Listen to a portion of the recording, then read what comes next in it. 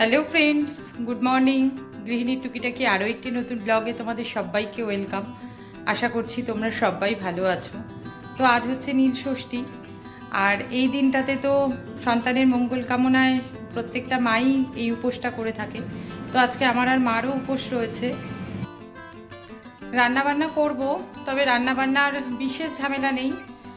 প্রত্যেক বছর নীল ষষ্ঠীতে মামনিদের আমাদের বাড়ি নেমন্তন্ন থাকে, তো সেই কারণে সেটা রাত্রিবেলা, যদিও তো রাত্রিবেলা সবার জন্য লুচি করব।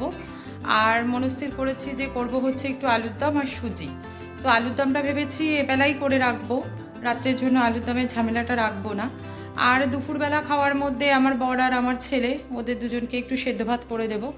আর সকালবেলা তো ওদের জন্য আগের দিন রাত্রিবেলা, মানে গতকাল রাত্রিবেলা রুটি করেই রেখেছি, এখন শুধু একটু বেগুন ভাজা করে দেবো।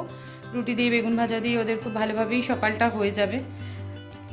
আলুর দমটা রান্না করে রেখে ইচ্ছা আছে আজকে একটু তাড়াতাড়ি স্নান করতে চলে যাওয়ার, কারণ এদিকে পুজোর গোছানো আছে, জল টল সমস্ত কিছু বানানো আছে।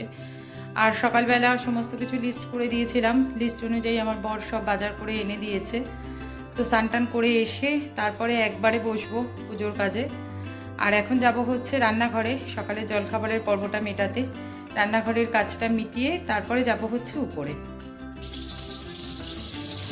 বেগুনটা ভাজা করা হয়ে গেলে ওদের দুজনকে খেতে দিয়ে তারপরে আমি যাব হচ্ছে ওপরে, কারণ এখনও ওপরে যাইনি, ওপরের কাজকর্ম কিছুই সারা হয়নি।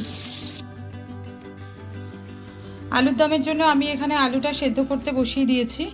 আর আলুর দমের জন্য এখানে একটা ভাজা মশলা রেডি করব। তো তার মধ্যে আছে হচ্ছে গোটা জিরে, গোটা ধনে, মৌরি, শুকনো লঙ্কা, কয়েক টুকরো দারচিনি, আর আছে হচ্ছে তেজপাতা, দুটো তেজপাতা টুকরো করে দিয়েছি। এগুলোকে সব একসাথে ভালো করে এবার ভাজবো, ভেজে গুঁড়ো করব।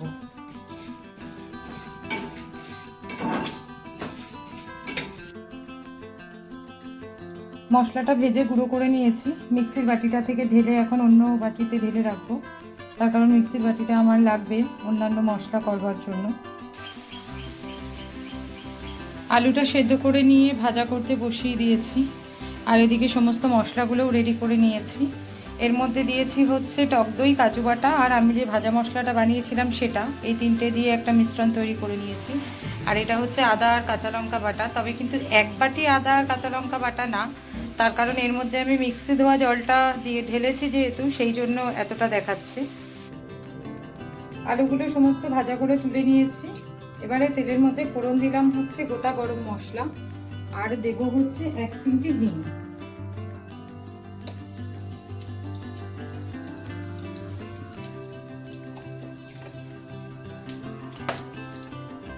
হিং আর গোটা গরম মশলাটা থেকে বেশ সুন্দর একটা গন্ধ বেরোলে তারপরে আদা আর কাঁচা লঙ্কা বাটাটা এর মধ্যে দিয়ে দেবো।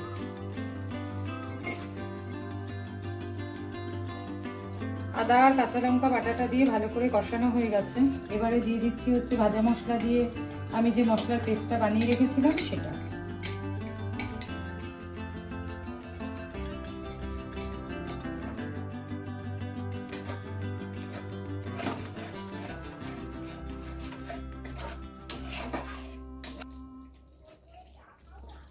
মশলাটা দিয়ে একটু কষিয়ে নিয়েছি।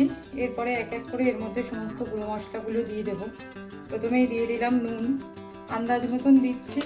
আমি তো এখন টেস্ট করতে পারবো না, আমার ছেলেকে দিয়ে টেস্ট করাবো। 1 চামচ দিলাম লঙ্কার গুঁড়ো। এবারে দিচ্ছি হলুদ গুঁড়ো, তারপরে দেবো হচ্ছে চিনি আর কাশ্মীরি লঙ্কার গুঁড়ো। আর চিনিটা একটু বেশি দেবো, যেহেতু টক দই দেওয়া আছে সেই জন্য চিনিটা একটু বেশি দেবো।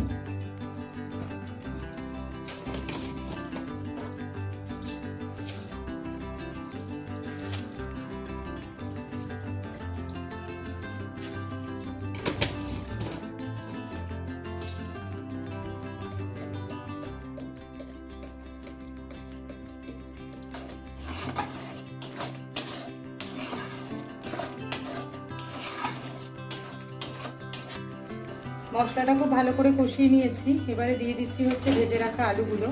ভেজে রাখা আলুগুলোর সাথেও মশলাটা খুব ভালো করে কষিয়ে নেব। আর আজকে রান্নাটায় কিন্তু আমি কাঁচা জল ইউজ করবো না, আর একবারে অনেকটা জল দিয়ে আলুগুলো ফোটাবোও না, অল্প অল্প করে গরম জল দিয়ে দিয়ে আলুটা ফোটাবো।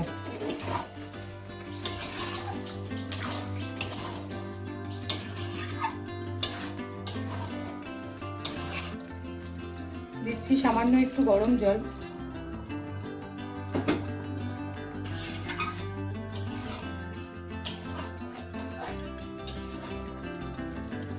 আলুর দমটা আমার হয়ে গেছে, আর বেশি টানাবো না, তার কারণ যেহেতু রাত্রে খাওয়া হবে আর অনেকগুলো লোক, ঠান্ডা হলে এমনি অনেকটা বসে যাবে, তারপরে রাত্রিবেলা আরেকবার গরম করতে হবে, তখন আরেকটু ঝোল টেনে যাবে।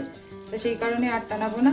আমি যে ভাজা মশলাটা করেছিলাম সেটা ওপর থেকে দিয়ে গ্যাসটা বন্ধ করে দেবো।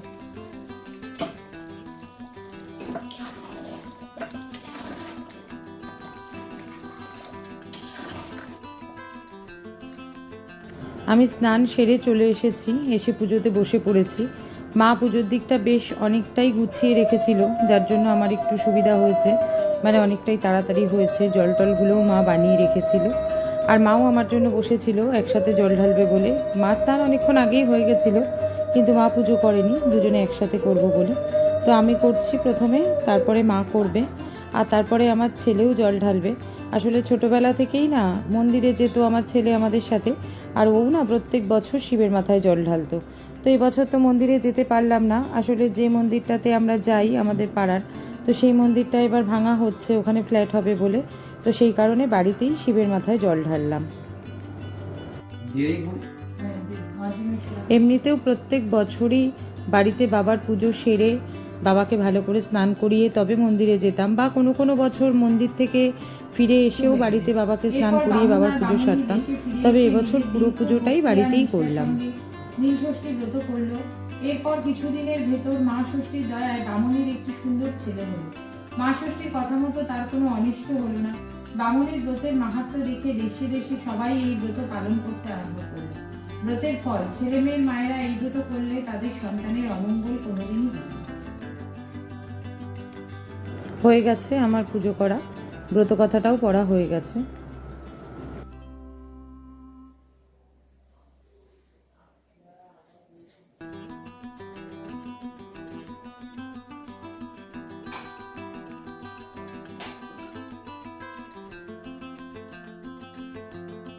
পুজো শেষ করে আমার আর মার দুজনের জন্য ভেজে নিয়ে চলে এসেছি গরম গরম দুটো করে পরোটা আর বেগুন ভাজা। আর মা দেখছি তার সাথে আবার একটু চিনি নিয়েছে, আমি যদিও চিনি নিইনি, তাই মার চিনিটা দেখে মনে হচ্ছে যে একটুখানি চিনি দিয়ে পরোটাটা খেলে বোধহয় ভালোই লাগবে। সন্ধ্যের পরে চাটা খেয়ে চলে এসেছি রান্নাঘরে সুজিটা রান্না করব বলে। সুজিটা শুকনো খোলায় খানিকটা নাড়াচাড়া করে নিয়ে তারপরে দিয়ে দিয়েছিলাম ঘি দিয়ে এবার একটু লালচে করে ভেজে নেব। ভেজে নিয়ে তারপরে দিয়ে দেবো দুধ দিয়েই সুজিটা রান্না করব। এবারে ভাজি হচ্ছে আমার ছেলেরটা, আর আমার ছেলেরটা যেহেতু একদম লাল লাল করা সেই জন্য ওটা ভেজে ওকে দিয়ে দিচ্ছি। তারপরে আমাদের সবারটা এক এক করে ভাজবো।